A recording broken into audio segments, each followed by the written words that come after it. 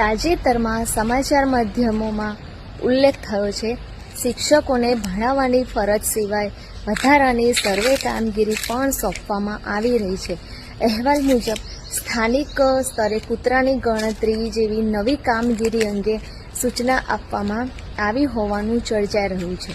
આ પહેલાં પણ શિક્ષકોએ વિવિધ શાસકીય જવાબદારીઓ નિભાવતા આવ્યા છે, જેમ કે જણગણના કામગીરી, ચૂંટણી, ફરજ, શૌચાલય અને સ્વચ્છતા, સર્વે, પશુ ગણતરી, વિવિધ યોજનાઓ માટે ડેટા એન્ટ્રી અને નોંધણી, વિદ્યાર્થી આધાર અપડેટ કેમ્પ અને કાર્યક્રમ વ્યવસ્થા વગેરે. તમામ કામગીરી સરકારની યોજનાઓને અસરકારક રીતે અમલમાં મૂકવા માટે મહત્વપૂર્ણ છે અને આ બધું શિક્ષકોએ કરેલું જ છે અને નિષ્ઠાપૂર્વક નિભાવ્યું છે. પરંતુ સાથે એક વિચાર કરવાનો મુદ્દો એ છે, જો ભણાવવાનો સમય અને વહીવટી કામગીરી વચ્ચે વધુ સંતુલન જળવાય તો શિક્ષણની ગુણવત્તા વધુ મજબૂત બની શકે છે. આ કોઈ વિરોધ કે આક્ષેપ નથી, આ માત્ર પ્રાથમિકતા અને આયોજન અંગેનો સંવાદ છે. શિક્ષણ મજબૂત હશે તો સમાજ અને દેશ બંને મજબૂત થશે. સરકારી કર્મચારી તરીકે શિક્ષકોએ સૌથી મોટી જવાબદારી નિભાવી છે. શિક્ષક તરીકે પ્રથમ ફરજ વિદ્યાર્થીઓને ગુણવત્તાસભર શિક્ષણ આપવાની છે, કારણ કે બાળકોનું ભવિષ્ય જ દેશનું ભવિષ્ય છે.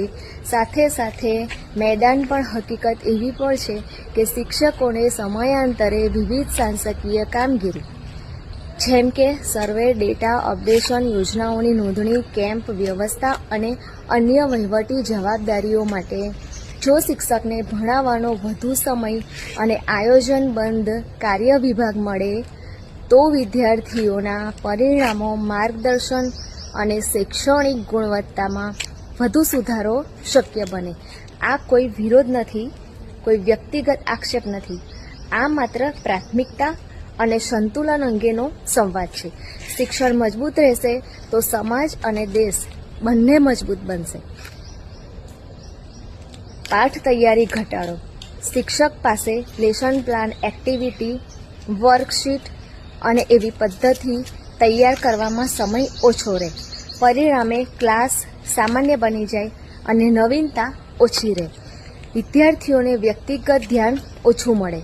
કમજોર વિદ્યાર્થી કે ખાસ માર્ગદર્શન માંગતા બાળકોને સમય નહીં મળે. લર્નિંગ ગેપ વધે છે. ક્લાસમાં ગુણવત્તા ઘટે છે. થાક અને માનસિક દબાણથી શિક્ષકની એનર્જી ઘટે છે. સમજાવવાની અસરકારકતા ઓછી થાય છે.